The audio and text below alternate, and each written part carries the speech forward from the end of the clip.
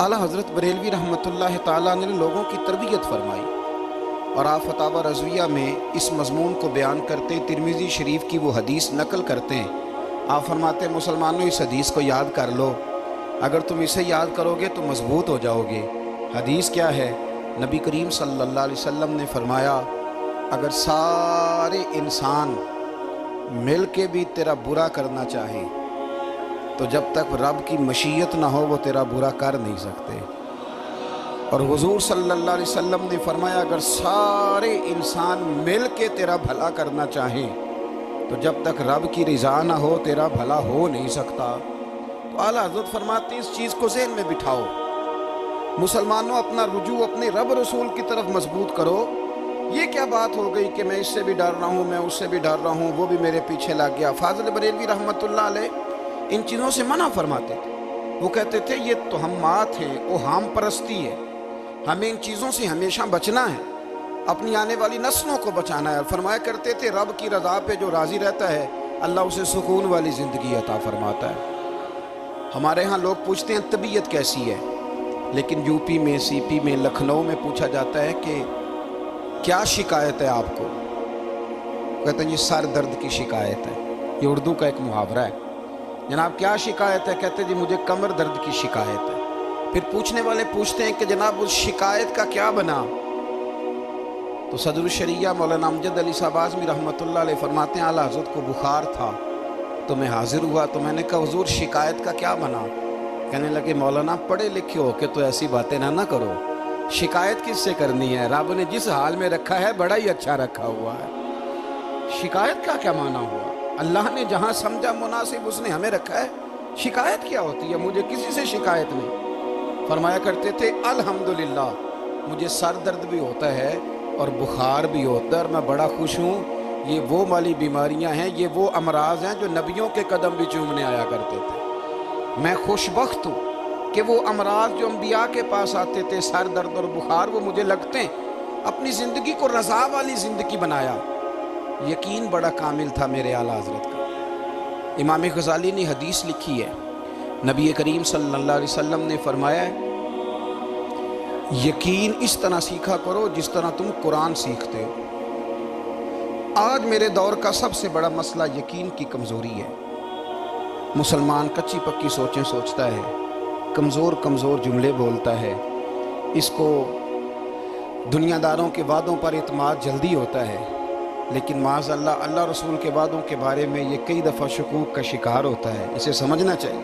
فاضل بریلوی ایک پختہ یقین والی شخصیت تھی، پختہ یقین والی۔ بریلی شریف کے دائیں بائیں طاعون کا مرض پھیل گیا تو اعلیٰ حضرت فرماتے ہیں میرے منہ میں بھی کچھ گلٹیاں نکل آئیں، تو بعض لوگوں نے کہا شاید آپ کو بھی طاعون ہو گیا ہے۔ اعلیٰ حضرت رحمۃ اللہ علیہ فرماتے ہیں جو سب سے بہترین طبیب تھا وہ لایا گیا، اس نے میرا منہ دیکھ کے گلٹیاں دیکھ کے کہا خو آپ کو تو طاعون کا مرض ہو گیا ہے۔ اعلیٰ حضرت فرمانے لگے مجھے ساری بیماریاں لگ سکتی ہیں، یہ نہیں لگ سکتی۔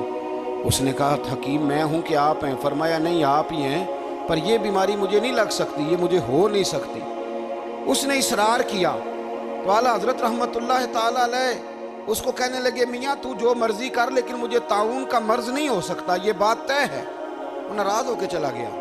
اب طاعون کی جو گلٹیاں ہوتی تھی نا وہ بڑے بڑے مہینوں نہیں جاتی تھی، تکلیف رہتی تھی۔ اعلیٰ حضرت کہتے ہیں میں نے اسی رات نا تھوڑی سی کالی مرچوں کا سفوف بنایا اور مسواک میں رکھ کے جب منہ کے اندر چھڑکا تو تھوڑا سا خون نکلا اور میرا منہ بالکل ٹھیک ہو گیا۔ سویرے میں نے کہا بلاؤ نا اپنے حکیم کو جو کہتا تھا طاعون ہو گیا ہے۔ تو لوگ کہنے لگے حضور آپ کو ویسے کیسے پتا تھا طاعون نہیں ہے؟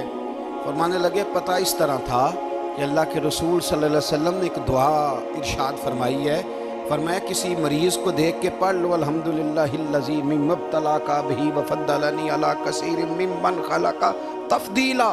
حضور نے فرمایا کسی بیمار کو دیکھ کے، مصیبت والے کو دیکھ کے یہ دعا پڑھو، تم اس مصیبت میں شکار نہیں ہوں گے۔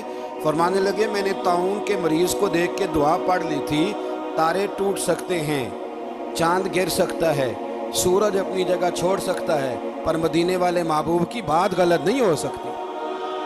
یہ میرا یقین کامل ہے، ساڑھے نبی دی زبان ساڑھے واسطے قرآن، یہ بات غلط ہو سکتی؟ مضبوط یقین فاضل بریلوی کا۔ مضبوط نظریات۔ اعلیٰ حضرت رحمۃ اللہ تعالیٰ علیہ سے کسی نے کہا آپ کس طرح کے مومن ہیں، کس طرح کے مومن ہیں؟ تو اعلیٰ حضرت فرمانے لگے میرا دل چیرو، اس کو کھولو، ایک طرف لا الہ الا اللہ لکھا ہوگا، دوسری جانب محمد الرسول اللہ لکھا ہوگا، کھول کے دیکھو۔ ایک تو یقین کے لیے، پھر دوسری بات،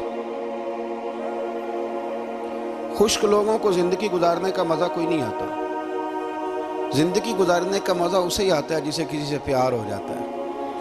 باقی نہ دیکھیں نا، ایک بندہ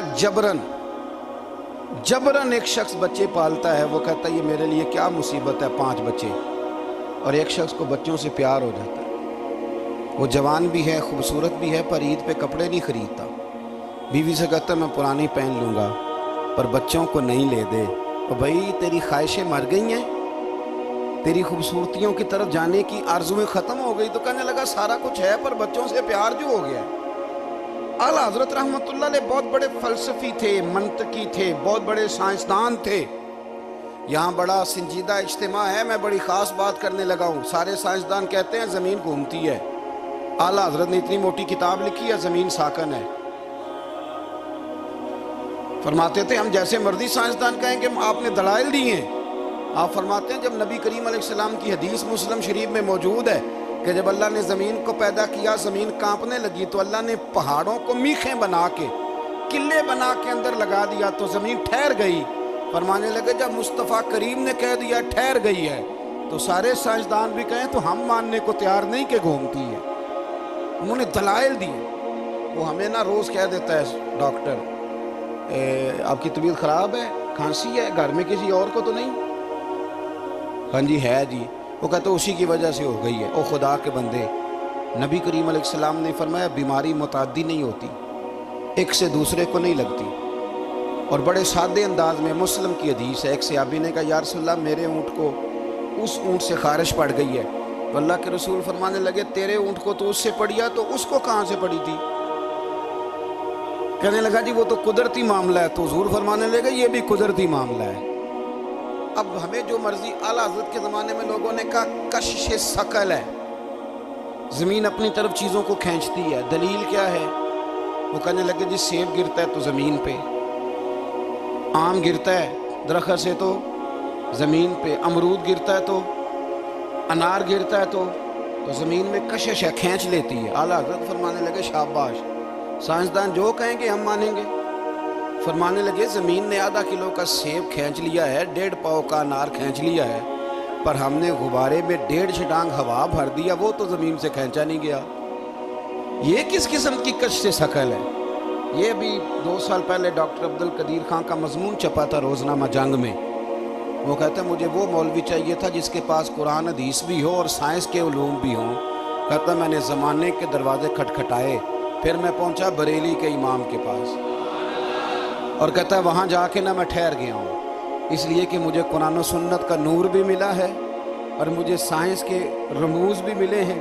یہ واحد شخص ہے جو دین کو سائنس کا پابند نہیں کرتا بلکہ سائنس کو مدینے والے کا غلام بناتا ہے، مدینے والے کا غلام بناتا ہے۔ اعلیٰ حضرت فرمانے لگے عجیب فلسفہ ہے نا جی، آم کھینچ لیا اس نے، سیب کھینچ لیا، امرود کھینچ لیا، پر اس سے 1.5 چھٹانگ والا غبارہ۔ تو لوگوں نے کہا حضور پھر مسئلہ کیا ہے؟ آپ فرمانے لگے مسئلہ یہ ہے کہ ہر چیز اپنی اصل کی طرف لوٹ جاتی ہے، ہر چیز اپنی، سیب امرود انار زمین سے پیدا ہوتے ہیں تو زمین پہ گرتے ہیں، ہوا کی اصل اوپر ہے، اس لیے جب غبارے میں ہوا بھریں گے تو ہوا اس کو اوپر لے جائے گی۔ ہاں جب اس سے ہوا نکل جائے گی تو پھر غبارہ جو جس کی اصل ہوتی ہے ادھر لوٹ جاتا ہے۔ انسان مٹی سے بنا ہے تو جاتا کہاں ہے؟ مٹی دیں تے مٹی رہنا ہی ایویں کا دی بلے بلے، اج مٹی دے اتے بندیا تے کل مٹی دے تھلے۔ تو اعلیٰ حضرت رحمۃ اللہ تعالیٰ علیہ نے نا اپنے سارے علوم کو نبی پاک کا غلام بنا دیا۔ آپ فرمایا کرتے تھے آج لے ان کی پناہ، آج مدد مانگ ان سے، کل نہ مانیں گے قیامت میں اگر مان گیا۔